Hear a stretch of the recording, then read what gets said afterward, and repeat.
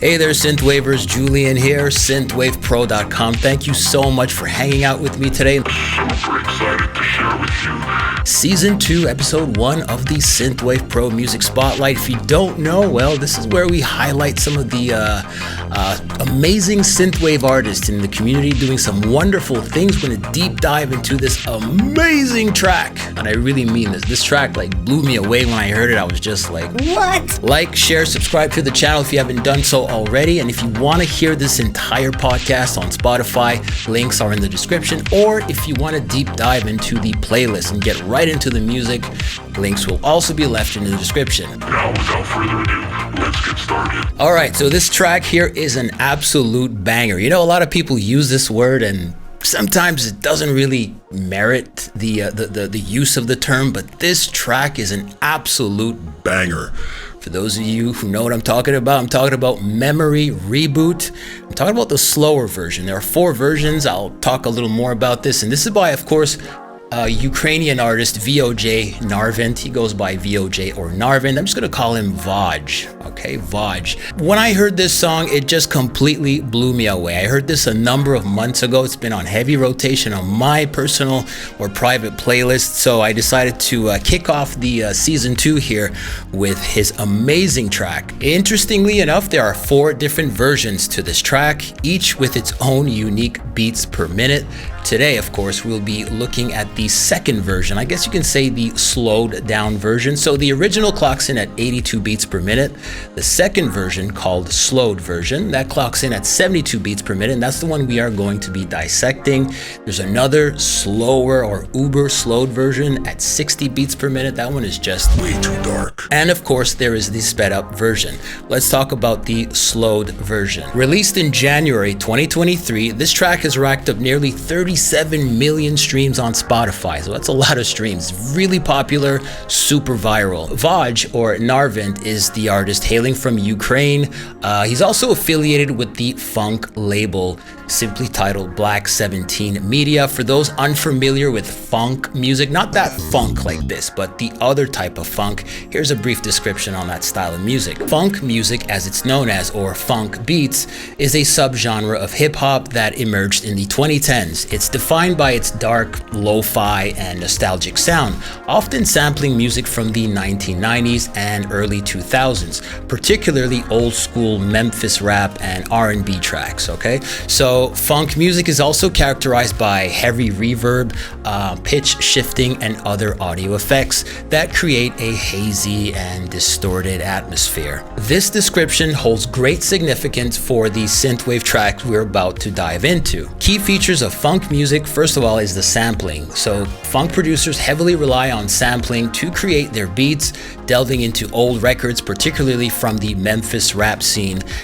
basically to extract unique and gritty sounds, giving the music a vintage and very nostalgic feel. Number 2, dark and gritty. Funk music often features somber themes in both beats and lyrics, using eerie melodies and distorted vocals to create an overall moody atmosphere. It's essential to note that while funk has a distinct sound and aesthetic, it continues to evolve, incorporating new elements as it gains popularity. As with many music subgenres, it's in a constant state of redefinition and reshaping by emerging artists and producers. It's always fascinating to me to see how many artists fall in love with synthwave music, many of whom have backgrounds in EDM, hip-hop, rock, even classical, believe it or not. Some of you have sent me your tracks even though you come from a classical background. I find that really cool because you get to extract from all these subgenres and genres and incorporate it into your music. Makes it way more unique. And this is where Vaj Narvent comes into play. Let's dissect his legendary track, Memory Reboot Slowed. So the song kicks off with a dreamy pad sound, and this instantly transports you to another realm.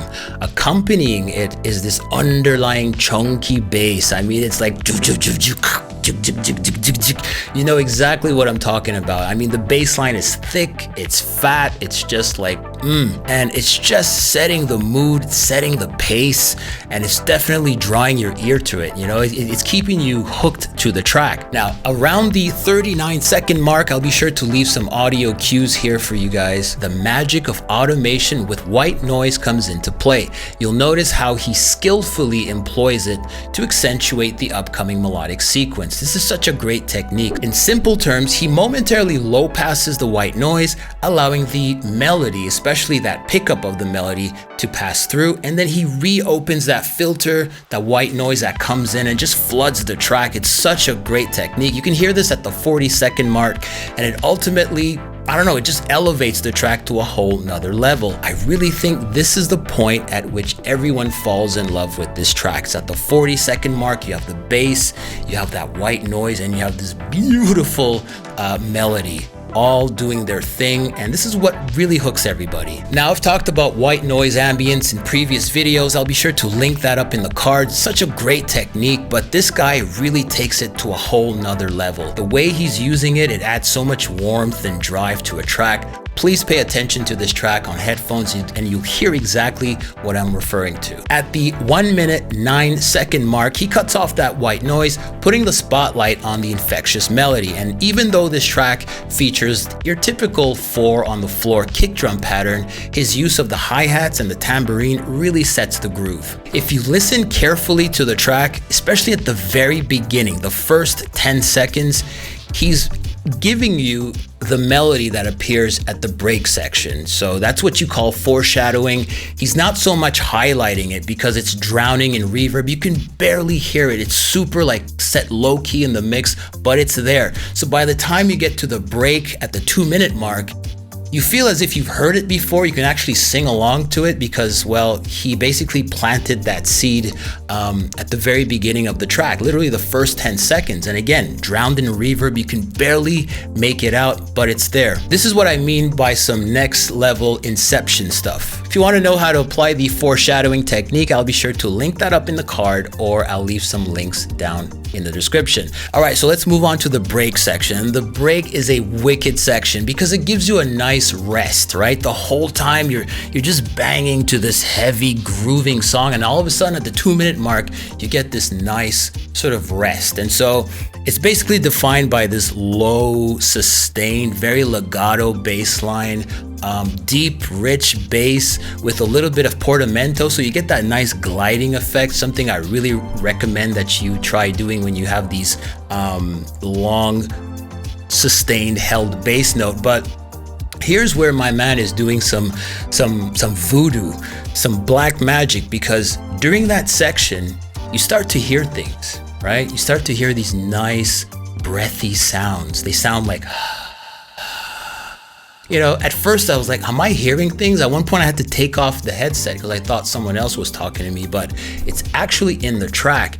And so it's set low key in the mix and you have no idea whether or not it's in fact a breathy sound or perhaps a percussive hit that's reverberating and there's a lot of delay. I think that's a great technique because he's sort of shifting away from having everything super electronic, super quantized, and all of a sudden he's introducing these nice breathy sounds. So that completely blew me away. Really talented producer here. I urge you again to listen with headsets. As the track revisits its main theme at 2 minutes and 52 seconds, Vaj takes us on one final epic journey. This time he changes up the bass line, gives us a little more of that 16th note bass line pattern that we've all come to associate with synthwave music. And then the thing with that ending is that he ends it sort of abruptly. So that kind of left me feeling a little salty. I was like, wow, you just ended the track like that. But here's the thing. Ending the track so abruptly forced me to hit the replay button. So I kept looping the song over and over again just to get that sense of audio satiety, if you will. So again, pretty cool technique if you ask me. Here's what some people are saying about this track. Appreciate your music, bro. Every time when I listen to this song, it makes me so calm and peaceful, I can't express that feeling. Someone else writes, I love your music so much, especially Memory Reboot. I am a young boy who loves synthwave music. I also suffer from depression and loneliness. But as I discovered your song, I started listening to this every time. It helped me so much get out of that dark moment, and it's still helping. Thank you so much. Someone else writes, better than sex. Well, I don't know about that. It's worth noting that there are 4 versions of Memory Reboot, each with a different BPM. The original clocks in at roughly 81 beats per minute. The second version, appropriately titled Memory Reboot Slowed, comes in at roughly 72 beats per minute. And this is my personal favorite.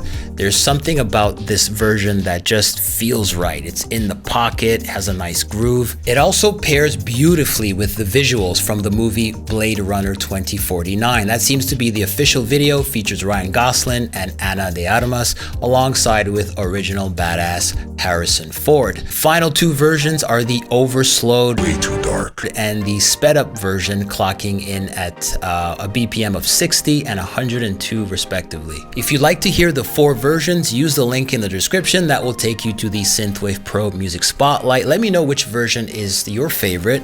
You can leave that down in the comment down below. Let me know if you'd like to hear another review from another artist. Leave that, again, comment down below. If you like the video, give me a like. And with that said, I will see you in the next one. Bye for now.